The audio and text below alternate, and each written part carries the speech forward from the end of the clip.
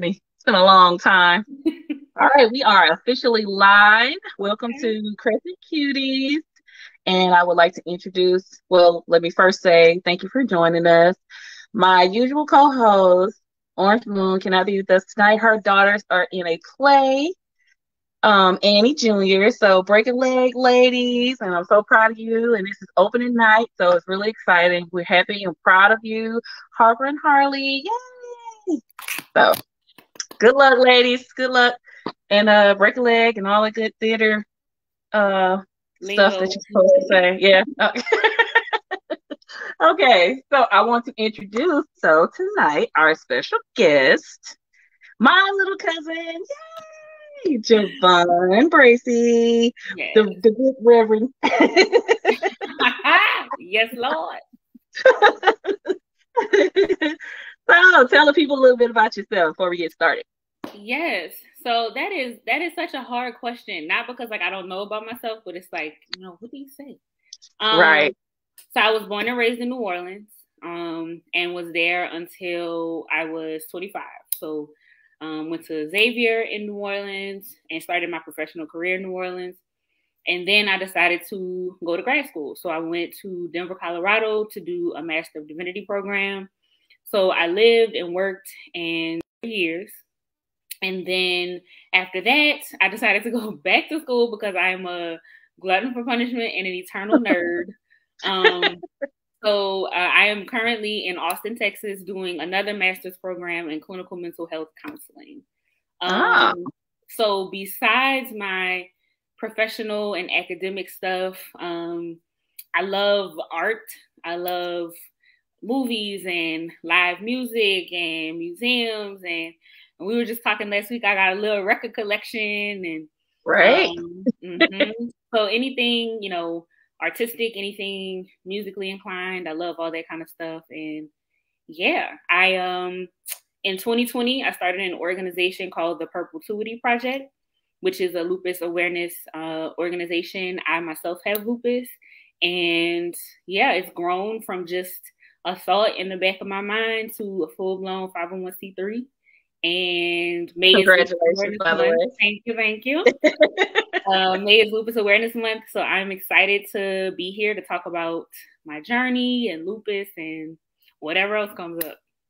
Yes, absolutely. Well, thank you for being here again. And Absolutely. check out her shirt. I couldn't find mine, so It's all please good. forgive me. I was It's rushing okay. today. It was so hectic, but I couldn't find my shirt. I was intending to wear it. But yes, check out her shirt. She does have you still have merchandise, correct? Yep, I still have merch. So anybody who donates $20 or more, purpletuity.org /donate. Anybody who donates $20 or more, you get a shirt. My volunteers, aka my parents and sister, will hey dad, my parents and sister will send you they'll have some stuff. And I'm thinking about getting venturing into some other things, some other stuff, and some stickers or some, I don't know. What do people use? Mugs? But yeah, tumblers, bags, things like that. So yeah, that'd probably be a good thing. Yeah. Yeah, get your merchandise on. Yep. I'm And with you. I try to, one thing in everything that I do, I try to support Black owned businesses. And so a Black woman who is a friend of mine created my logo that I use for shirts and for everything else. And a Black owned company also did the t-shirt printing. So gotta Nice. support. Gotta support. Absolutely. Absolutely. So we will give everybody your social media information at the end of the show. For But sure. let's start from the beginning. So first tell us what is lupus? What is lupus? Yeah, so it's one of those things that people like hear about or see on in media, and actually, it's been getting a lot more attention lately. So on Bel Air, there was a character that they mentioned that had lupus, and they were fundraising for Being Mary Jane, Queen Sugar. All three shows that show Black women with lupus, but they kind of talk about it, but people don't always know what it is. So, lupus is an autoimmune disease.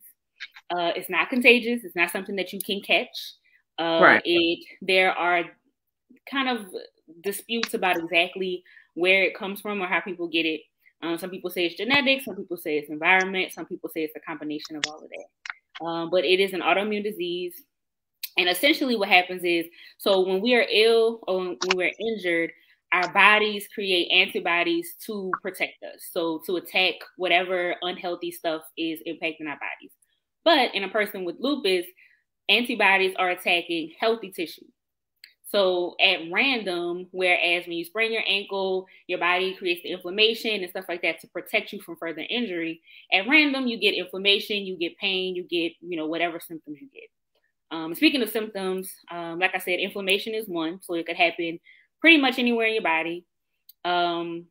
Fatigue, headaches, low white blood cell count, hair loss, ulcers, all kinds of stuff literally could impact your major organs, your lungs, your kidneys, your liver, literally any part of your body. And the thing about that is, because lupus can literally impact any part of your body, skin is another organ. You could put 20 people with lupus in a room, and all of us could have completely different symptoms. Yeah, I was going to ask that. Is that what makes it so difficult to diagnose and pinpoint? That's what makes it difficult to diagnose in terms of just like the medical side of it, because it takes the form of other diseases. It can intersect with other diseases. So I actually also have rheumatoid arthritis. And so yes, it makes it difficult to diagnose. And then there's like the social side of why it's hard to diagnose, because 90% of people with lupus are women, and Black women and other women of color make up the largest percentage of that. And we know, navigating the healthcare industrial complex as Black women, yes, we do. Our pain is not always believed. People don't think we know what we're talking about. We get brushed off. We don't have access to care. And so that contributes on top of the sort of imitation of other illnesses, if you will, that makes it even more difficult to diagnose. So it's autoimmune disease. It often gets diagnosed in like middle to early adulthood. There currently is not a cure, but there are various, treatments and things like that for it. What else is important to know? I don't know. I feel like that's a broad paragraph overview of it. It is. I think from just a little bit that I know, I think the hardest thing was not knowing what it was, because there's so many diseases you can, this is what it is. You can kind of say, all right, it's this. But with lupus, it was like it mimics so many other diseases and symptoms, and it affects you in so many different ways that there's no real way to say, well, this is specifically what it is, or this, and it's been misdiagnosed. And so that's another big thing, that people get diagnosed with other things, or people get diagnosed with lupus and it ends up being something else, multiple sclerosis, or other illnesses. So yeah, it is a big myth. And again, the demographics that it impacts the most, because it is women of color, because it is Black women more than any other race or gender, you know how it goes. Like, I do. The funding to continue researching, the funding to continue figuring out exactly what it is and what's going on and how we eradicate it. It'd be like, oh yeah, that's fine. But there are some really great organizations that are doing great work toward that end. But yeah, like you said, so many different factors. Right. Does that make it dangerous? Like, for instance, a mixed diagnosis, could that be potentially more dangerous in the long run and cause more problems? I think it depends. I think sometimes, so I'll use this as an example. One of the medications that is most widely used for lupus is actually an anti-malarial. So hydroxychloroquine, which we can talk a little bit more about that medication specifically. I can't even pronounce it, but okay. The brand name is Plaquenil. I have a lot of practice with this. Hydroxychloroquine. My dad and I were just talking earlier about how, like, I do like things in the like medical sphere, but I am not a like science person. But practice hydroxychloroquine. But yeah, so it was discovered for malaria. So it's an anti-malarial, but it has benefits for people with lupus. And the majority of people who have lupus who are on medication are on hydroxychloroquine. So in one way, even if it gets misdiagnosed, there may be things that you take or things that you're doing that are still helpful. So things that are decreasing your pain, things that are, helping you to not have as many flare-ups and making sure that your symptoms kind of stay at a minimum. But I do think in the long run, it can be difficult because you are only treating symptoms. You're not treating like the core of what's going on. And of course, medications have side effects and things like that. Right. So, and you may be missing other things, other symptoms. For example, when I was first experiencing, and I will talk about that more as well, when I first started experiencing symptoms, my arthritis mostly manifests in my hands and in my ankles. And it started in my ankles first. And the doctors thought I just had tendinitis. So I'm just treating the tendinitis, which meant that all of the other symptoms I was experiencing, I wasn't touching at all.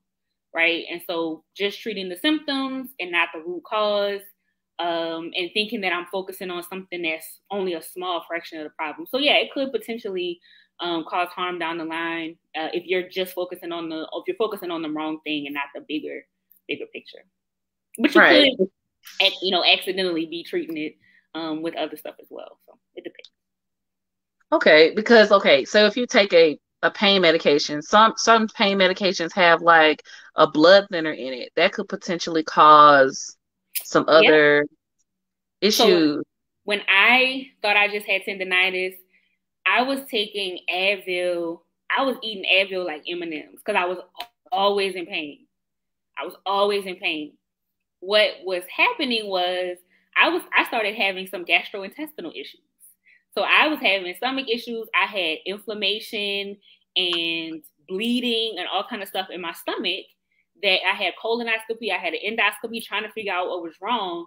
But when I started getting treatment for the lupus, as opposed to treating the pain in my ankles like it was tendinitis with just the aspirin, just the ibuprofen, all of that stuff went away.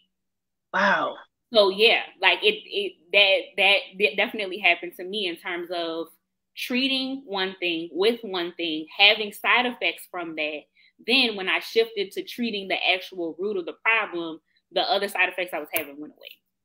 So as soon as I was diagnosed and started getting treated for lupus, I didn't have the inflammation in my stomach and my GI tract anymore. Okay. So let's talk about your journey then. So how did you find out, like, okay, I got sick one day and I got lupus? Like, how did it start? I wish it was that cut and dry. So I will say that most of the data suggests that it takes people with lupus about 6 years to be diagnosed. And for me, it took about 3 or 4.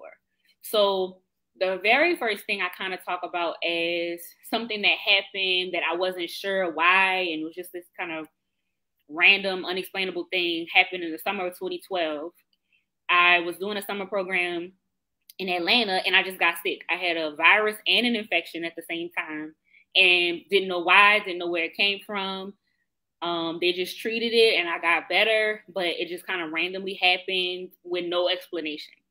So that was the first time that I had ever been sick, to that degree, and it was unexplainable. The next kind of thing that happened was the summer of 2013. So that was the summer between my junior and senior year at Xavier. I was in Washington, D.C. that summer, and I was doing an internship. And that's when the tendinitis symptoms started. I started having pain in my ankles, couldn't stand, couldn't walk. It was a lot. And so just kind of started treating that. Went back to school in the fall, started having hair loss, and like my hair was breaking off. And I've always had, nice, long, pretty hair. Okay. And so my hair is breaking off, and like we all panic, and I'm like, oh my gosh, like what is actually happening? So my hair started breaking off, and then I started experiencing other symptoms as well. So I was very involved on campus, very involved in the community, but I was experiencing fatigue. So I chalked it up to, girl, you're doing too much. Tired. You need to stop trying to save the world and just like take a nap. Yes. Right. But I was, always tired and fatigued. Started my white blood cell count started tracking as being super low. Like the minimum is supposed to be some like I don't remember the exact terms, but like 4, the number 4 on the chart is like minimum, but mine has dipped as low as like 0.5.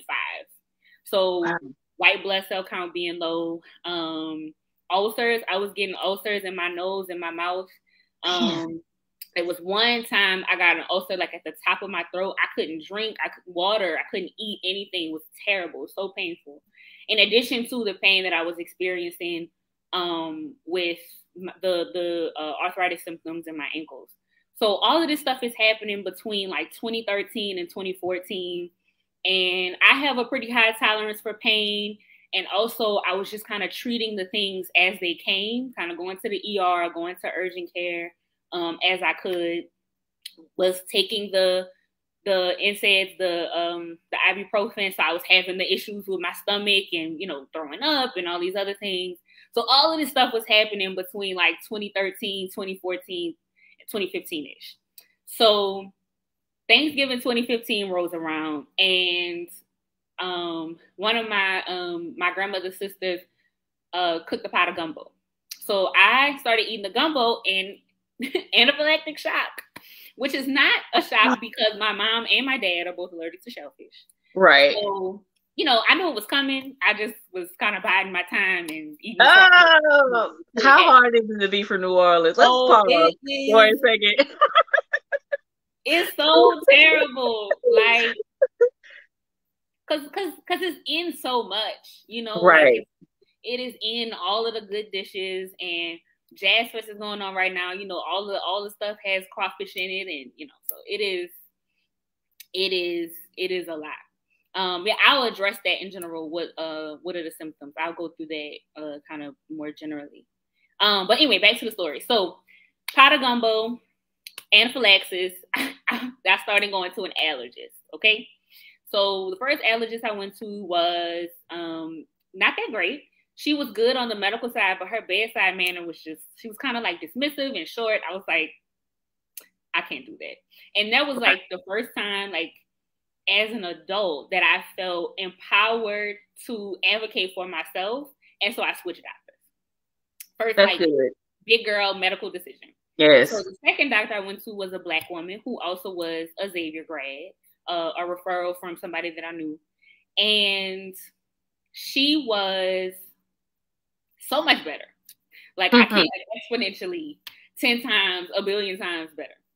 Right. So we had great conversation, and I was doing regular follow-ups to make sure that the regimen she had me on was working to minimize my shellfish allergy, but also the dozen other allergies that I have as well. Right. So every time I would come in, she'd be like, Javon, like, something is going on. I don't know what's up. We need to figure something out. At this time, were you diagnosed? Were you diagnosed yet? Okay. Wow. So she was like, this was like summer or early fall 2016 by this point. So mind you, first symptom 2012.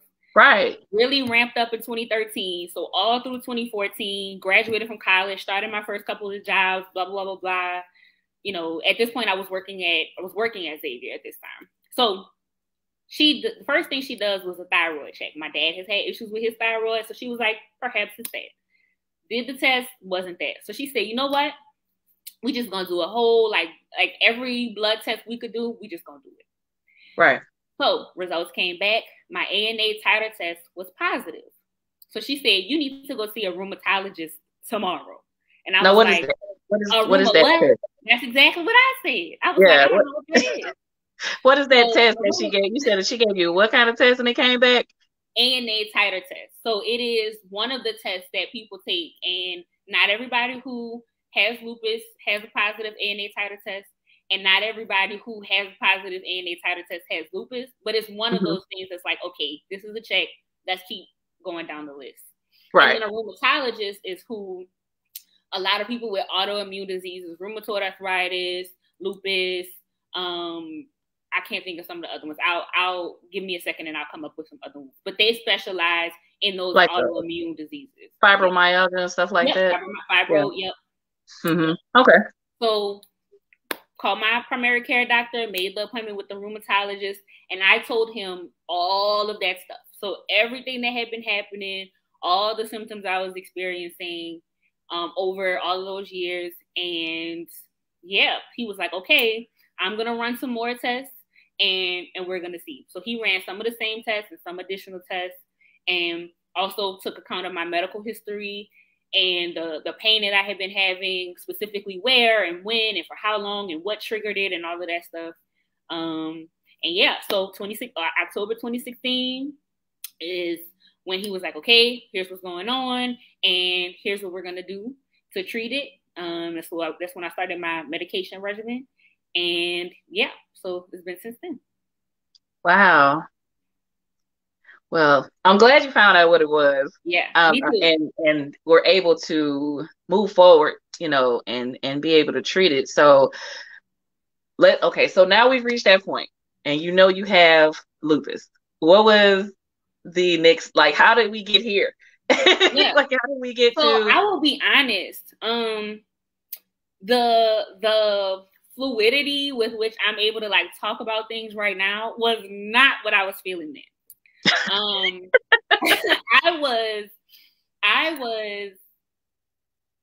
was sad. I was frustrated. I was confused. My feelings were hurt. It was like every negative emotion right. you could think of. So to backtrack a little bit, when I was in undergrad, there was a young woman who graduated she was a senior when I was a freshman. She had just started her first year of medical school. And so my sophomore year was her first year of medical school, and she passed away due to complications from lupus. And so she was a member of the same sorority. And so I knew her, and I knew people that she knew and things like that. And so like that was sort of like fresh in my mind, right? That this young woman, otherwise healthy, who had just passed away. So everything from just like confronting my own mortality and being like, this is like a disease that kills people, to thinking about my life and my future. I'm like, I have plans. I got stuff to do. Like, right. I cannot do it if I'm sick. Like, what is going on?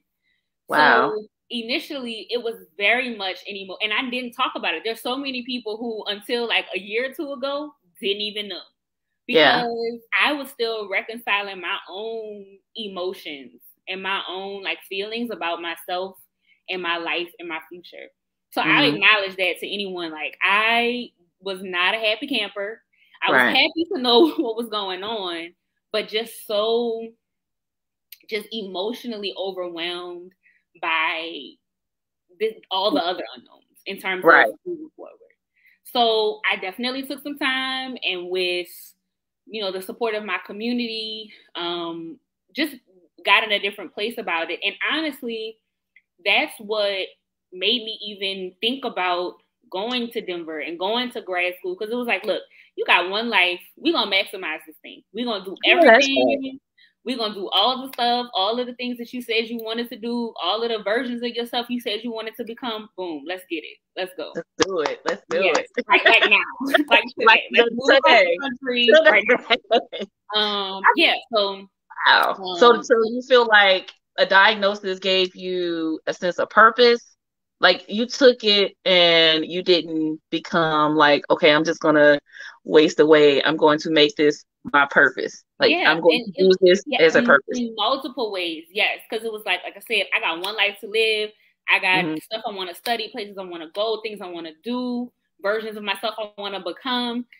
So yes. So I took it as, I have a limited amount of time, and who knows what's going to happen. So let me just go ahead and do it. And then also channeling some of those things into the Perpetuity Project as well. So, so yeah, in multiple ways, it definitely became a thing that moved me to discover purpose in a different way. Definitely. Okay. Do you feel like that finding out you had lupus motivated your decisions on, okay, I want to study divinity? Like, I'm going to, because I know sometimes when people get sick or they have something that happens life-changing, they get very spiritual, very religious, very like, oh, I need to call on God right They now. find the Lord. Yeah. No, okay, so funny story. The first thing I ever said I wanted to do when I grew up, I wanted to be a preacher like Granddaddy. That's the first thing I ever said. Are you serious? I never knew that. Wow. Yep. So, like, of course, when you're like little, you say like whatever the last movie is you just watched. Oh, I want to be a firefighter, whatever. But like the first thing that like I concretely was like, boom, this is what I want to do. Now, the reality of growing up in more conservative, religious spaces is misogyny and patriarchy are real. Right on time. So, amen. They are real. And so, you know, it was like, yes, no.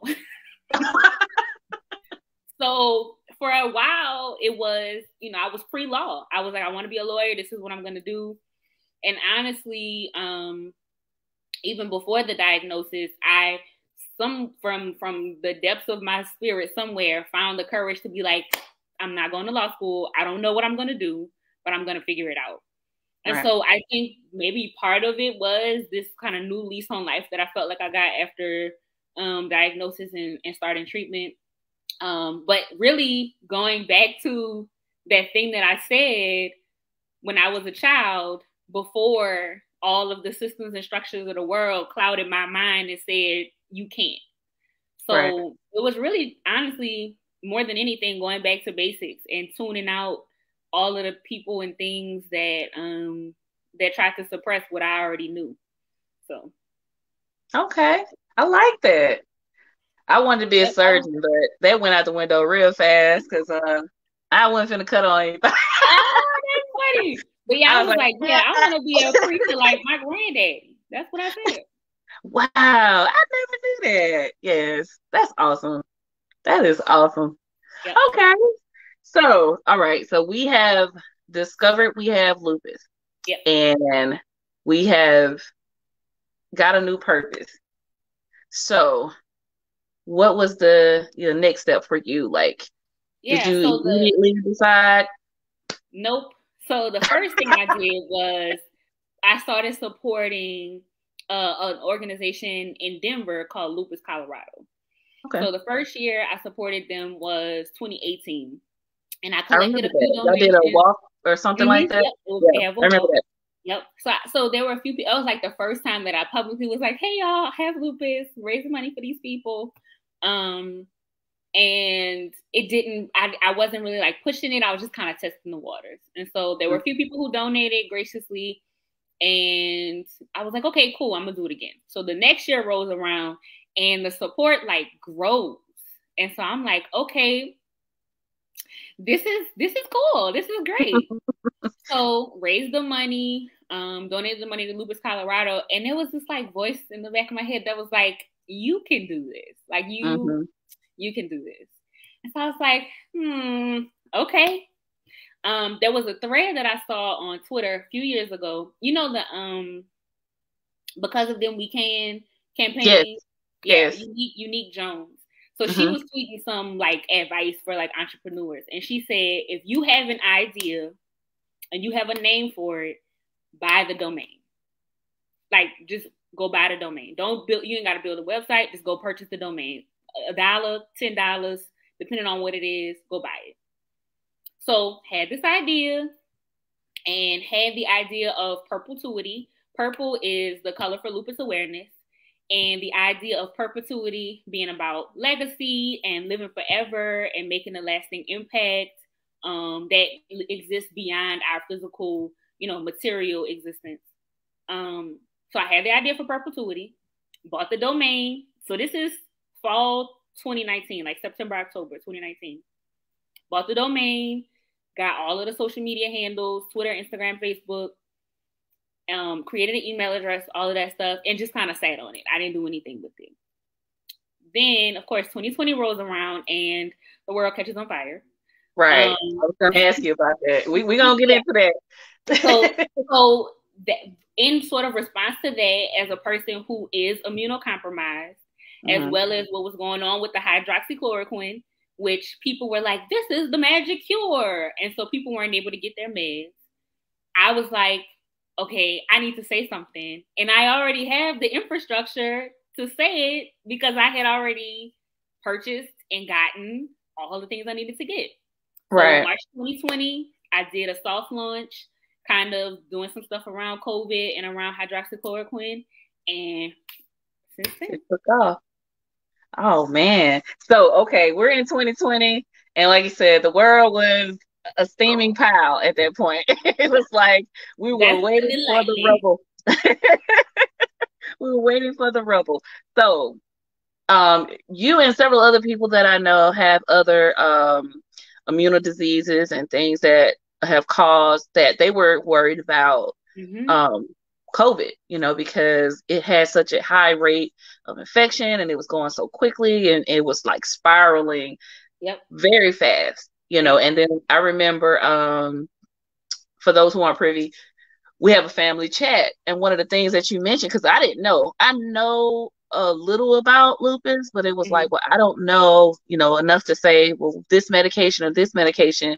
And there was this announcement about experimenting using this drug, and you immediately was like, this is causing problems. So how did COVID affect not only you, but people with lupus at that time?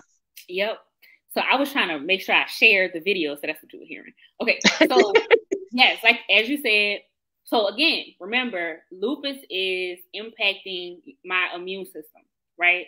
So my immune system is already out of whack. Like it is just on a normal day, just out of whack. Some of the medications that are used for lupus further kind of suppress or impact your immune system so that it's not as out of whack. So either way, my immune system is like, I'm susceptible to anything, like anything. So yes, that's a part of how it initially impacted. So COVID, super contagious. Not many people knew much about it. It was impacting all of these different body parts that were already impacted by lupus. For example, I would have what's called pleurisy. It was especially bad when I was in Denver, which is the inflammation of the lining of my lungs. So if you have a respiratory disease, right, where I'm already having pleurisy, affecting my lungs, like I'm gonna be in bad shape. Right. And so, COVID was also impacting other parts of people's bodies and things like that as well. So that was the initial sort of fear, was that this was this highly contagious disease that was going around and all of this stuff. Then you have people in places of power who were saying that I'm trying to be politically correct. Okay.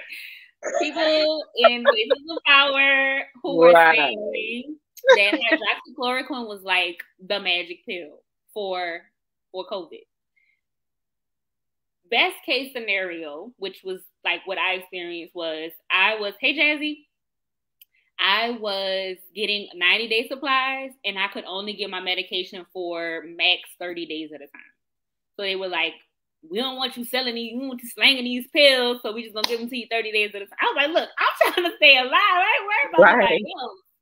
But so my medication scripts were cut into, threes essentially, and I was having to refill them more frequently. For other people in other places, especially like rural areas, there were medication shortages. So people were having to either go without their medication. The dosage is 2 pills a day, so they were having to cut it down to 1 pill a day or skip a day, because the access was limited. You also at this point were having supply chain issues where people were not able to ship and get things, as they were normally. So yeah, it was a kind of a double whammy, because you have this disease that is ravaging, wreaking havoc on people's bodies, and then this life-saving medication that you have limited or no access to because the people it's talking about is going to cure the COVID. So, yeah, it was kind of a double whammy. And that's really the first issue that the Perpetuity Project rallied around, was getting people to write to their Congress people to protect hydroxychloroquine for the people who have been on this medication for 20, five, whatever, however many years, for years, who weren't able to get access to it because, it became because of COVID. Mm-hmm. Yeah. So so that the first wave was all this misinformation, because that was what I remember. Like 2020 mm-hmm. hit, COVID came. We also had like a really bad flu that year as well, on top of COVID hitting. And then everybody panicking and trying to figure out, so what is the answer, or what do we do, right? Mm-hmm. And at some point, using lupus medication kind of died down, mm-hmm. like to talk about that. But then there came a vaccine. Mm-hmm. So how did the vaccine affect people with lupus and autoimmune diseases? So, of course, there were people who were a part of trials. They intentionally incorporated people with lupus, people who were on various types of medication, people who have lupus. They intentionally incorporated them into the trials to make sure that it wasn't interacting negatively with the medications and things like that. And so once the rollout began to happen, we are considered people who are immunocompromised. And so we were on the first a part of the different ways. And it just kind of really depended on where you were. And, again, talking about people in power, people jump the line and they're like, oh yeah, well, I'm just going to make this appointment. And people who ain't never been to Black neighborhoods were driving from where they were to the Black people neighborhoods to get the vaccine first, and in the little hood clinic that they would never go to otherwise. Well, that doesn't surprise me. They come to the hood for all the drugs anyway. Well, that's another show. That's a whole nother show. That's another show. They knew how to get the drugs on the black market already, but we're not going to talk about that. Another show. So, but yeah, so we were a part of like the first group of people who were able to get it. And so I've been, getting vaccinations my whole life. And I was like, look, I'm not about to play with her. I'm not about to play with her. So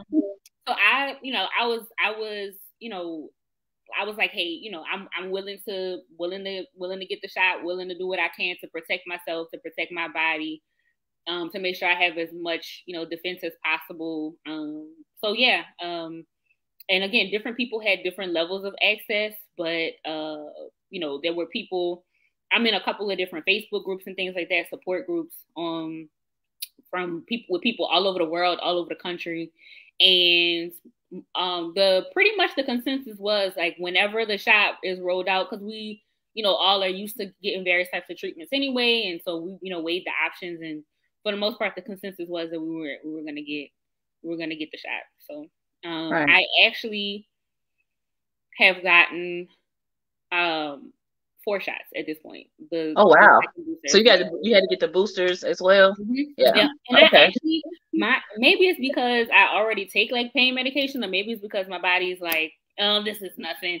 I didn't have any side effects. I was gonna ask about that. Yeah, because I didn't. So my first shot, I didn't really have any side effects, but my second shot, it was like, wait, what's going on? In my arm. I had a little arm pain, but it wasn't really much. And so, but think about this. What was happening with the shot is that your body is mounting a fake immune defense. Wow. Like so that it's like practice, right? So your body's like running plays just in case COVID comes, they'll know what to do when it's game time. That's essentially what the shot is. Yeah. But think about that. That's literally what's happening with lupus without the shot. But that's literally what's happening with lupus. Our body is like randomly running plays at all times, and attacking healthy tissue though. So the fevers and the pain and the fatigue, there have been mornings when I literally wake up feeling like I got hit by a bus, like just blow out. Which is what people were experiencing from the shot. Those are similar to symptoms that people experience with lupus, because our immune system is just naturally overactive. Right. Wow. Yeah, I was wondering about that because everybody I know that took it, the first one, they were kind of like, oh, I might have had a little whatever. But that second shot, yeah, like, Jasmine, I think got the sickest. I happened to be in New Orleans at the time, and but I don't think, I barely had any reaction to it. Man, just a little pain. Listen, so I just put up my friend Susanna. Hey, Susanna, she's a veteran. I'm a veteran. We took shots a lot, right? They marched us down like, all right, gotta stick you. And so to go, like, I'm taking like 5 or 6 shots in a weekend. So, and I never had, okay, I'm gonna take this yellow fever shot or whatever. Coming to take the COVID back, it was like, what is happening to me? Yes. I took it for my kids. I took it for my kids so they could see, like, all right, I let them come in and everything, let them see me take the shot. And I was like, oh, nigga. Why does my arm feel like lead? Yeah. Somebody like, was that a gunshot? Like, if I gotta be tough, because I got the boys sitting here. That's funny. I don't know if it's supposed to feel like that. But I'm glad that there weren't any lasting side effects, and that, because I guess that could be a scary thought, the fact that you already have an immunal disease that's attacking healthy tissue, and then you have this vaccine that came really quickly. Was there a hesitation? Because I know there was a widespread scare, like, in the Black community. We were like, I don't know about that. They did it too fast. Yeah. I like weighed the options. And so here's the thing, like, cautiously optimistic, I guess, is the way that I was thinking about it. Like, I'm cautious about it, but I also would rather do something that is going to protect me and give me, some additional support. And then also, like I said, I've been taking vaccines for forever, all the different vaccines that were recommended my whole life. And it was absolutely, like, much quicker. And just doing my own, like, reading of the different journals and listening to conversations with, like, Dr. Kizzy and other, especially Black women. Like I said, when I was talking about, my diagnosis and my journey and my symptoms, trusting the wisdom of the Black women who understand intersectionality and who understand, like, what's at stake for real when it comes to this, like, healthcare stuff. So yeah, it was, like, cautiously optimistic. I have some friends, being that I went to Xavier, the #1 producer of African American doctors in the country. Shout out to HBCU. Come on now. So I have friends and people who I love dearly who are doctors, and so trusting their wisdom as well and their perspective.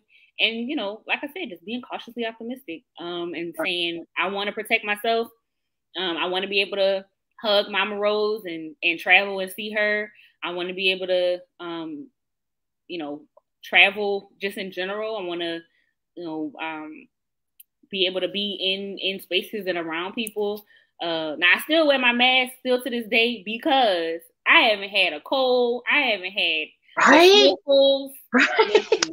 No sinus issue. Okay, and I was joking the other day. I was like, look, I have to talk to myself while I'm in the stove, and the people not gonna know. I'll be pushing my cart and be just talking to myself while I'm like, do I want, what kind of cereal do I? And all out loud, and the people don't even see my mouth moving because I got the mask on. So I might keep this on forever. Making faces at people, and they can't fully see. Oh my goodness. You are crazy. Okay. I might not ever take it. Okay, so because COVID, I don't know why some people don't think COVID is, like, still a thing. It's looming in the background. Right. And there's constantly, like, new variants and everything popping up, and different things like that arise. But let's go from a day to day, just like whether that's COVID or not, a day to day for you with lupus. Like, okay, for instance, today was I don't know if you've comfortable sharing, but like a treatment like having to have to get a treatment, right? Yep. What does that look like? So after about, let's see, so this was early 2019 that I started on a new medication. So I started the medication regimen in late 2016. The first medication I was on was that hydroxychloroquine. And I started a second medication called methotrexate, which is essentially chemo in pill form. And then I was having some minor reactions to that. So I started another medication to help with the side effects.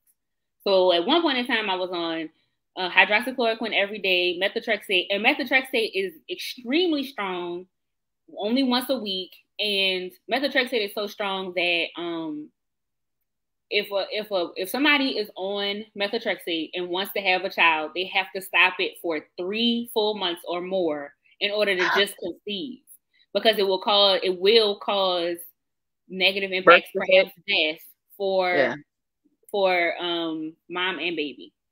Wow. I was going to ask you about that.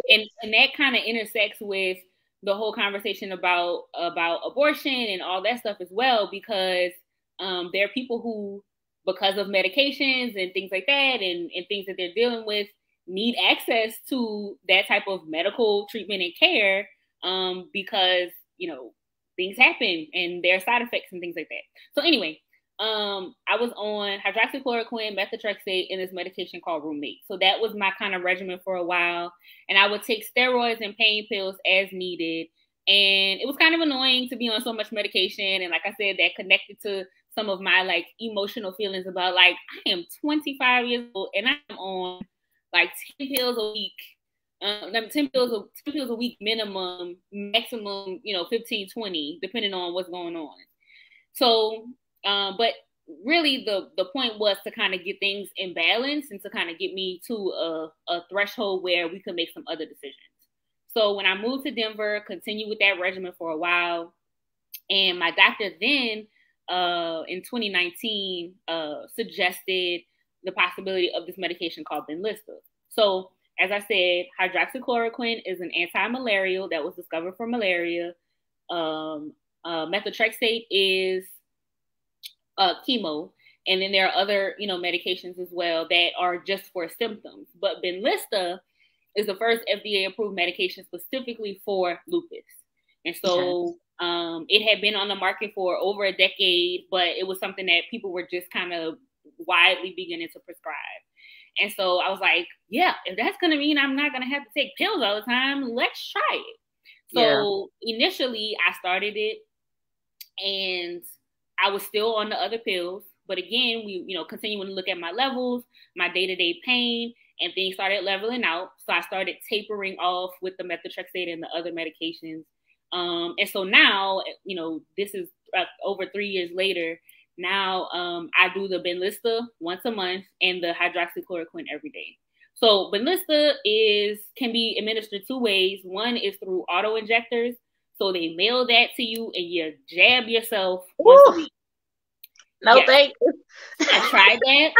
And my mom and I, when I tell you, we were like breathing in sync, like, and I was like, okay, I'm going to do it. You don't do it. Just give it to me. Boom. But not fun. It was not fun because it just wasn't, I didn't like it. So I prefer the IV treatment. So I go in once a month. They hook me up to an IV, sort of like the chemo drip, or sort of like, what they would do for anything if you go to the hospital normally. And it takes about an hour for the medication to infuse, and then I'm done for the next 4 weeks. And so, so today was my treatment day. Typically, it's a low-key day. I don't plan anything that's going to, like, require me to do a whole lot. Like, this is, like, I could do this in my sleep. I could talk about lupus and my journey, like, at any point. But, so my treatment days are typically more low-key days. And, so the interesting thing is kind of leading up to treatment days, sometimes I have like flare-ups. So this week I did have a flare-up like Wednesday and yesterday, Thursday, because it was kind of time for me to get the treatment again. So On a good day, I feel great. I can work out. I actually have a personal trainer that I work out with. I can go work out. I can, do all the things that I love to do and eat what I want and whatever. On a difficult day, it can range from just that arthritis pain. So there are times when I can't open a bottle or I can't open a jar. Or I drop things. Like I was scrambling some eggs one time and literally just dropped the whole thing because my hand, I couldn't grip long enough to scramble. Mm-hmm. And just eating it over easy. They're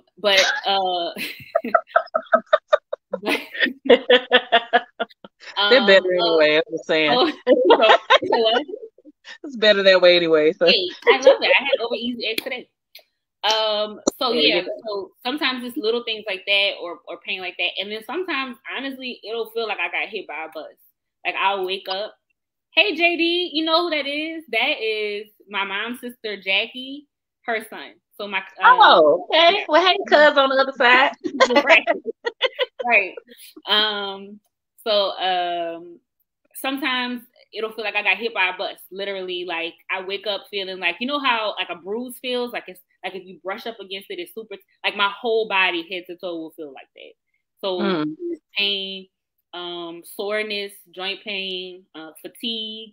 So at worst, like more recently, that's kind of been, it could be really good or it can be really bad, depending on my stress level, depending on the weather even impacts it. So when there are drastic changes in weather, like I could, the other day it started getting super hot. I could literally feel my hands swelling up.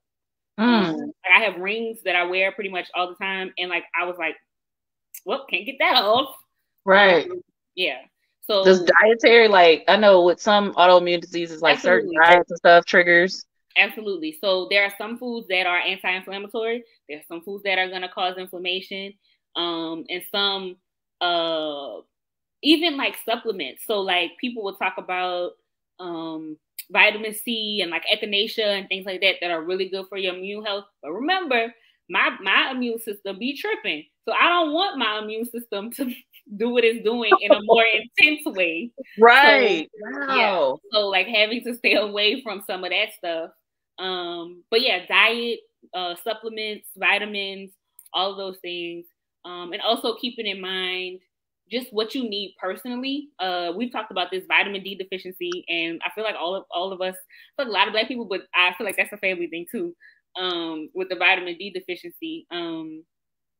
So making sure that I'm aware of what I need as a person and what is recommended in general for people, and kind of holding that intention with what my body needs specifically because I have lupus. So definitely diet and exercise and all of those things. And I mentioned I have a trainer. The thing that I really love and appreciate about him is like this week, we were supposed to work out Wednesday and Thursday. I go see him twice a week. Told you, I woke up and Wednesday I felt terrible. I texted him and I was like, I can't come in today. And then Thursday morning I woke up and I looked back at the text message and I was like, ooh, I can't spell. But I was still feeling bad. And I texted him and I was like, I can't come in today either. And he totally and completely understood. There was a time when I first got to Austin that my insurance I hadn't quite figured out the insurance issue. And so I was having a little bit more pain because I didn't have access to any of my medications. And we were like working together. That's when we first started working together.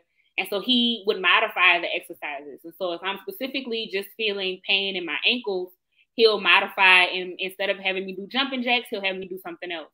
Or he'll do weights seated or what have you. Okay. So yes, all of the things that you would normally do, but keeping in mind any modifications and any specifications for my body, for your body. I think that's good advice for anyone, but definitely for people with autoimmune issues like lupus.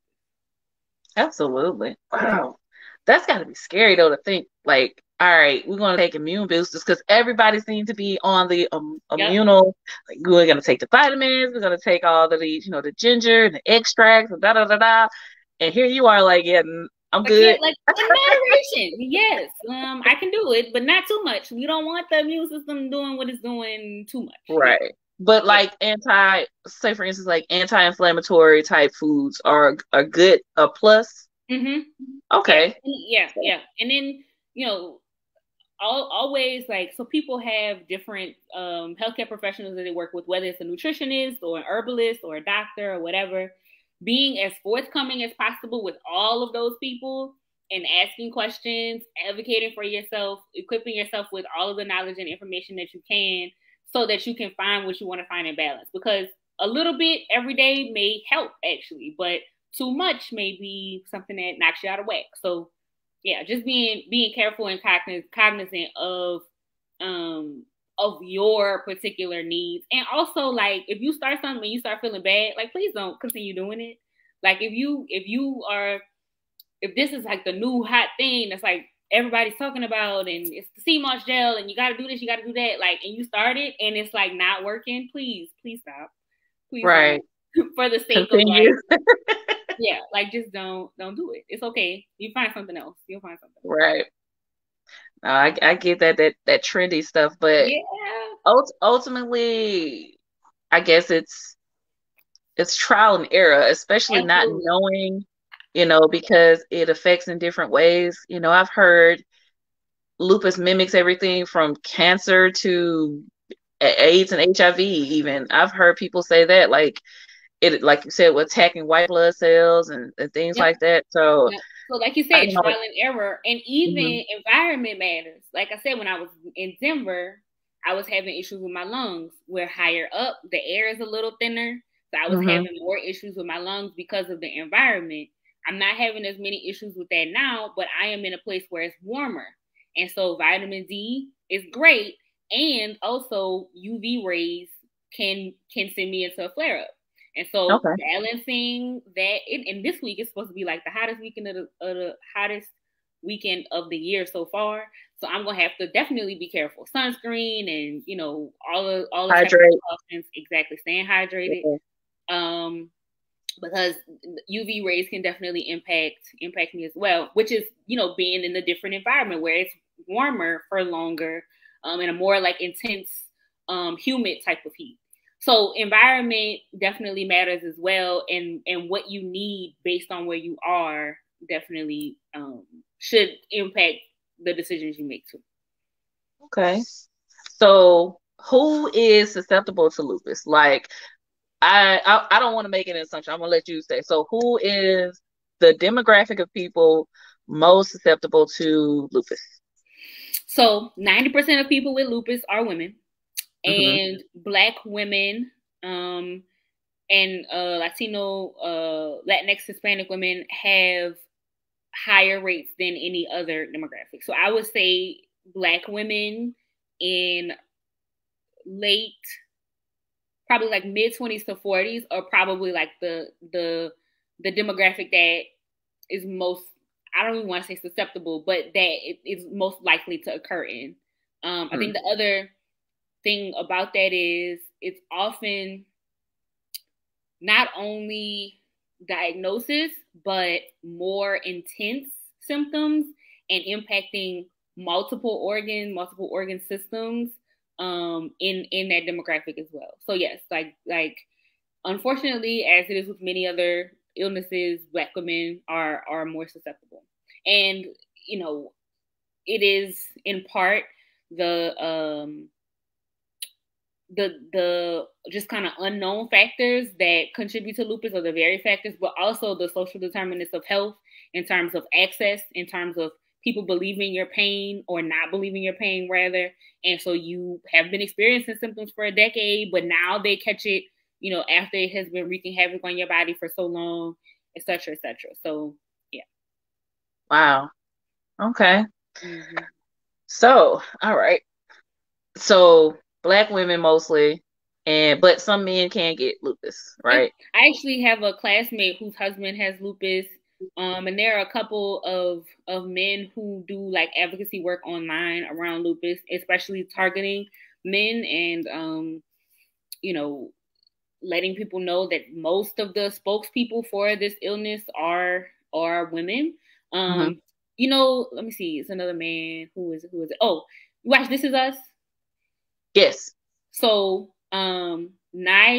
Nigel, who plays like teenage and young adult Randall, his dad had lupus and passed away probably 2012-ish or something like that. So yeah, there are men who have lupus, about 10%, like I said, of people. So are the treatments the same for everyone? Like, so everyone having lupus, regardless of symptoms, the treatment's going to be the same? It depends, because sometimes, like with the pain medication and the steroids, are just kind of treating the symptoms, and those could be used to treat anything, like any type of infection or illness. You may get a steroid shot, or you may get pain pills just to kind of help, or like ibuprofen to help with inflammation and pain, things like that. Most people are on hydroxychloroquine. The vast majority of people who are on medication are on hydroxychloroquine. And then it just depends on your doctor. It depends on what organ systems your lupus is impacting. So if you are, mostly having kidney issues, you may see a nephrologist, and they may do things specifically for your kidneys. If you're mostly having issues with your lungs, you may see a specialist who's specifically doing things targeted toward that. So yeah, it really depends. If you're having the butterfly rash, you may see a dermatologist who's specifically doing targeted treatment for something that's more topical to help with that. So yeah, it does. The treatments can vary based on symptoms, and based on what is the most like prevalent and pressing thing. Okay. And also the intensity. So there are some people who, because it could literally impact any part of your body, who may need what's the treatment for? Is it dialysis? Is that what I'm thinking of? Who may need more intense treatments that are more targeted toward those organs, because the organs are closer to like failure than just kind of like day-to-day management. Right. Yeah. Oh, okay. So let's say, for instance, because of course, the male and female body have different responses to, hormones or immuno diseases and things of that nature. Well, I'm sure it does, but can someone with lupus like have a healthy pregnancy, or start a family? Yep. So there are people who have reported having lupus and going into like remission, which means that their numbers like switch and become like healthy, and their blood tests become healthy while they're pregnant or shortly after giving birth. Yes. So there are people who for whom the opposite happens, when they experience more frequent, more intense symptoms while they're pregnant. So it really just depends. And I think, as with anything that you are thinking about or preparing to do, definitely consulting, your physician, your doula, your midwife, your birth specialist, whoever you're working with, and full disclosure, letting them know exactly what's going on. Because it could definitely impact you in one way or the other. Right. Yeah. And I think it also kind of depends on your state going into it. And so if you are already constantly having flares and all of that stuff, it may not be the best time, or it may be a good time. It may be a good time to, switch your meds and kind of get into a different routine, a different regimen. It literally just depends on the person. Right. But you still could have like a healthy pregnancy, but you still have to take treatments and things of that nature, like during. Yep. Yeah. And it varies, just really depending on, again, so you may have to stop the methotrexate, but you will still be able to take the hydroxychloroquine. If you end up having to have surgery, a surgical procedure, then some of the drugs that are more immunosuppressants, you may have to stop some of those, at least for a period of time, or go push it further out or what have you. But there may be some of the pain medications and things like that that may help with other stuff anyway, pain and inflammation that you're experiencing because due to the pregnancy and not due to lupus. So yeah, it really varies depending on the type of medication, the regimen that you're on, and your particular body and your particular needs. Okay. Oh, wow. I learned a lot. Yes. So you have anything else you want to add before we drop all your social information? Let me check my my channels to see if anybody has dropped anything in the comments. Okay. I appreciate you coming on again and educating all of us and all the lupus warriors out there. Let you all know we appreciate all of you continuing to stay healthy and spread the word and spread information and letting everybody know exactly what lupus is, because I think one of the biggest things is misinformation. I think that it's dangerous when it comes to any disease or anything that affects people. When you don't have the proper information, then people just make assumptions. And that was one of my biggest goals, was like, all right, I know a little bit. Yeah. Let me get my little cousin on here and give us some real information, because people need to know what is lupus and what it looks like and how people with lupus and dealing with lupus are affected. Yep. So, and I think on that note, one of the things I'll say is I actually have accommodations on file at school, like ADA accommodations that say, like, if I am in a flare up, then I can get like extra time based on the government's ruling that people with disabilities cannot be discriminated against or held to unfair standards. So yeah, like that's a part of advocating for yourself and educating people and letting people know what's going on, and being able to take advantage of the resources. I'm grateful to be surrounded by people who believe me and who believe my pain and who know that I'm telling the truth when I'm saying, like, look, like I said, Wednesday and Thursday, I was done for. And people who believe me and are willing to move things around and give me, some flexibility. But this education piece is a part of that, right? So knowing that, knowing how, to Jasmine's question, lupus flares can come at random. So knowing that this is something that just kind of happens. It's because my stress is high, or because the weather's changing, or because I'm due for my medication again, or whatever. So yes, communicating that to people and educating not just people who have lupus, but everyone about this, so that we can exist in a way that allows people the flexibility and the support that they need in order to live the lives that they want to live. Because, like, I done lived in 2 cities. I done got a degree and a half, and done a lot of the stuff that I wanted to do in life, because I have had the full support of people who, despite the pain that I'm feeling and despite what's happening, have just been able to support me with love, with financial support, with grace when I needed, all that kind of stuff. Right. Yes. So I think that is absolutely important. That's something that we need, is people understanding how important it is to be heard in the medical atmosphere. I know, just slightly off topic, but in the same realm, having my last child, I experienced a lot of blood loss, internal blood loss, and they didn't believe me. Like, they weren't listening to me. My midwife and my nurse, my charge nurse, my night nurse, actually had to tell them, hey, this lady is not drug seeking. If she says she's in pain, she's in pain, but it took 2 white ladies to advocate for me, for anyone to even listen to me saying I'm in pain and I've been in pain all day.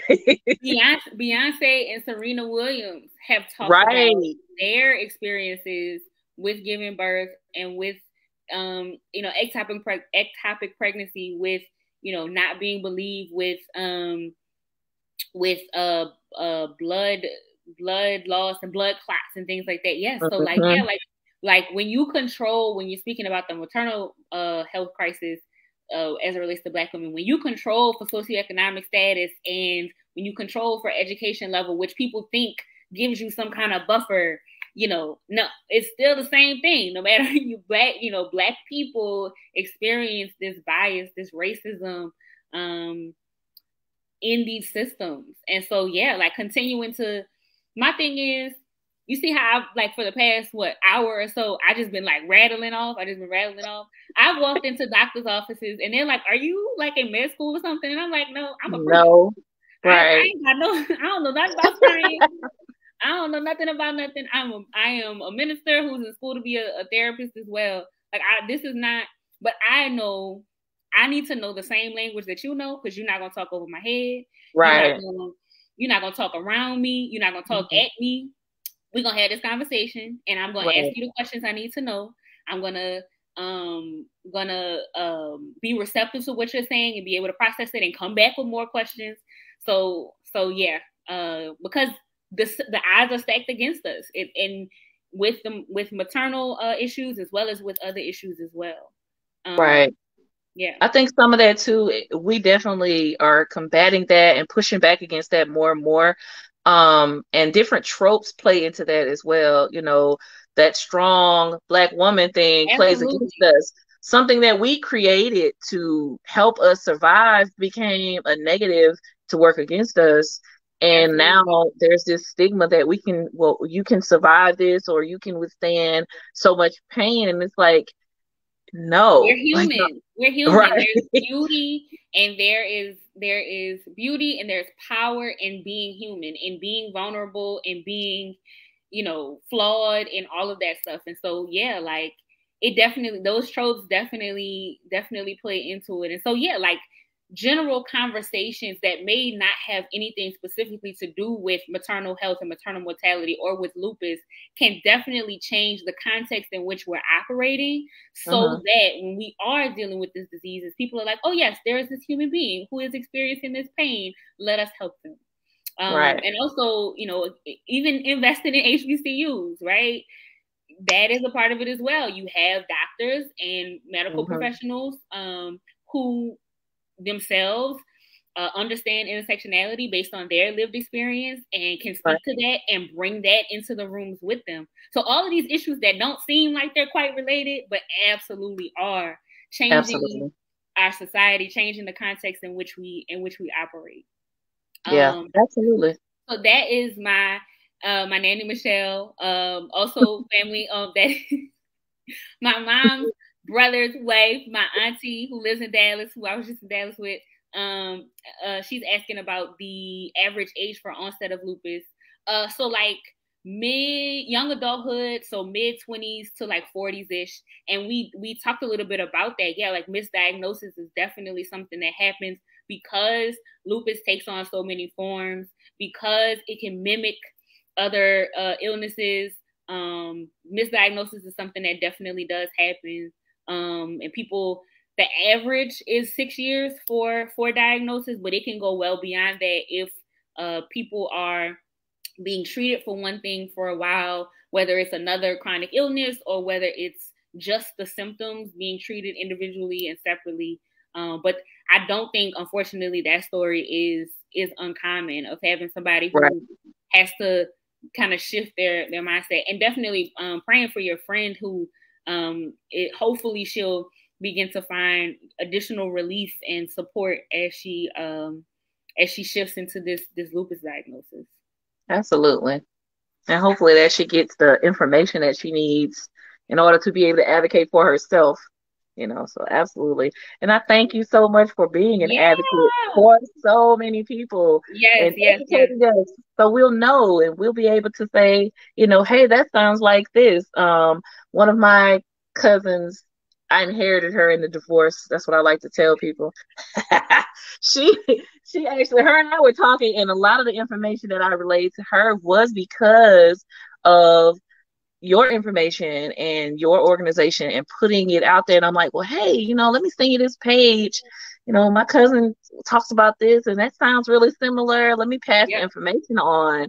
And, if nothing else, help you to be able to ask the questions. Right questions. Yep. Exactly. So put the information out there. I'm gonna try to type it in the chat. Yes. So people So it's Purpletuity, PURPLETUITY.org. And if you type Purpletuity into any search engine, into any search bar on any of the platforms, I'm pretty much the only thing that's gonna come up. Yes. Awesome. And they can get your information and website. Contact information is on there. If you DM me on any of the social media profiles or platforms, one of the things that I've been doing that has been great is just providing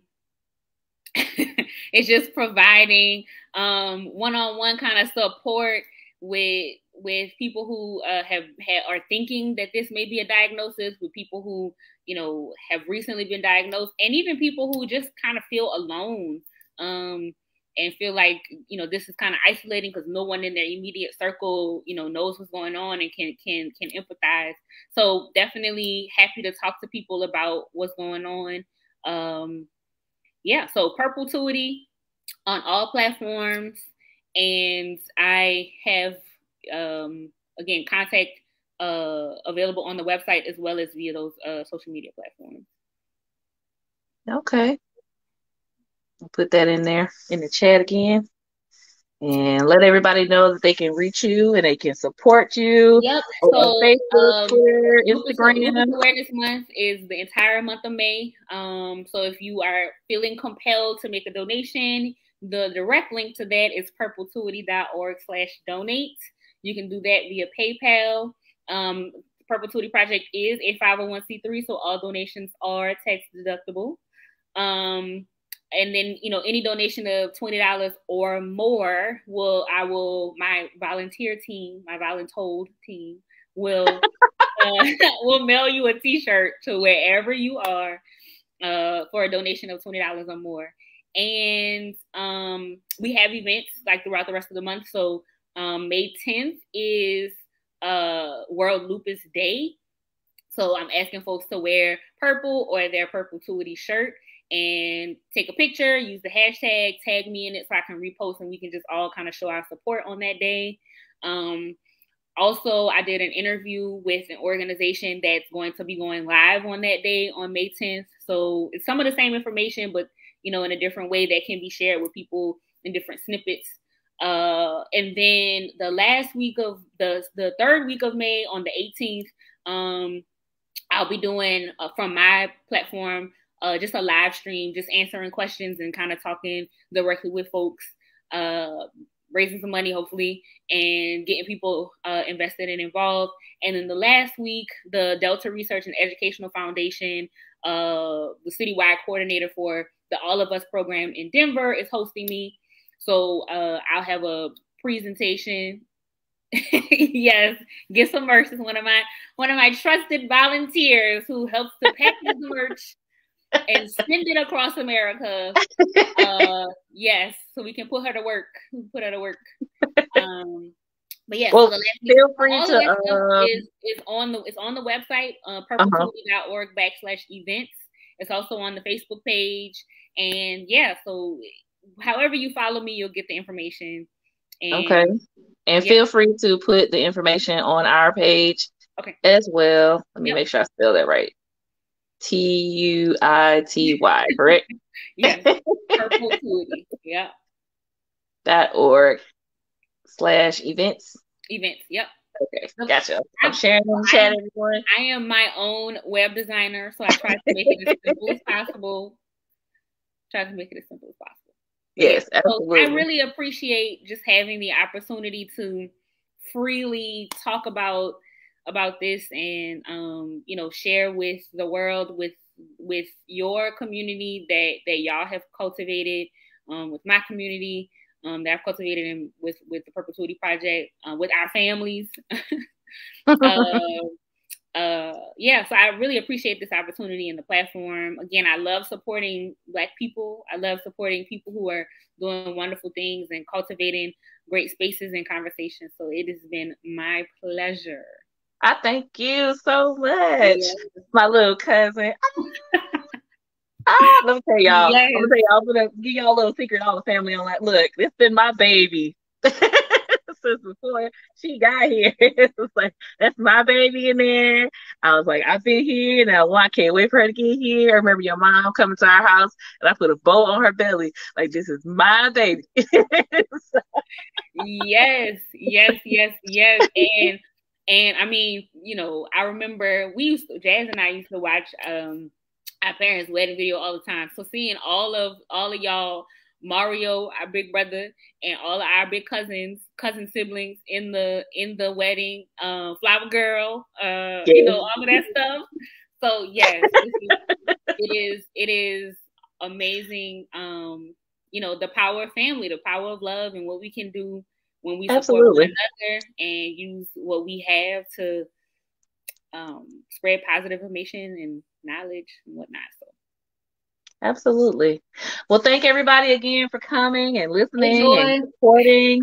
Thank you, Javon, for being here. I'm gonna have you on for a different episode. We can have we can just talk about life and not just we get wild on the Crescent Tuesdays, okay? Please advise. Well, I am an adult. I will be 30 years old in 20 something days, or not even 20 something. Like 2 weeks. You're making me feel so old right now. I'm like, yes, to be 30. In lieu of gifts, please give a donation to the purpose. Yes, absolutely, absolutely. 30 for 30. 30 for 30. Sounds like a plan. Let's do that. I'm gonna spread the word. So we're gonna see if we can get some people to donate $30 for your 30th birthday for Perpetuity Project. How about that? Yep. Sounds like a plan. Yes. Yes. And thank you everybody who's watching now and people who are watching later, clicking through. Yes. We appreciate your feel free to share everybody that's in the chat. You can share, like our page, like Javon's page. And share and let everybody know, invite your friends to like her page and her project and spread the word so you can get the information out and her organization can grow because that's what we want. We want it to grow and let everybody get the information that they need. So, but again, thank you for being here. Thank everybody in the chat. Uncle Marion, Aunt Judy. Hey, Judy. Your mom is here. Hold up. There she go. Hey, mommy. I love them. Like, so supportive. The best. I know. They're so awesome. The family just so great. I love you guys. I love you all. I love you, Javon. Love you too. Mwah. And everybody, thank you for coming. In a world that's so ugly, keep it cute. Peace.